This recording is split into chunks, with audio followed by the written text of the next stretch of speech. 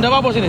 Sini. Penangkapan seorang pengendara motor di Jalan Kolonel Haji Burlian, Sukarami, Palembang, Jumat 13 Februari 2026 pagi berlangsung dramatis. Pengendara tertangkap membuang sabu ke parit saat akan ditegur polisi karena tidak memakai helm. Meski sempat mengelak, pelaku tak bisa membantah setelah polisi mengambil kembali sabu yang dibuangnya.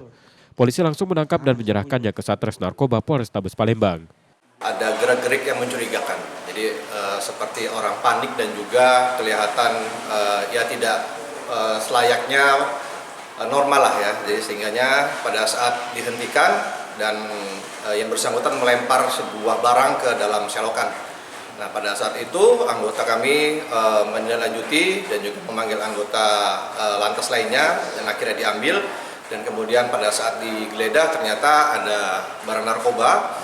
Kemudian yang bersangkutan kami amankan dan kami sudah menyerahkan yang bersangkutan ke Sat Narkoba Polrestabes Palembang. Pelaku kini terancam hukuman lebih dari 5 tahun penjara. Yudi Kiswanto, Kompas TV, Palembang, Sumatera Selatan.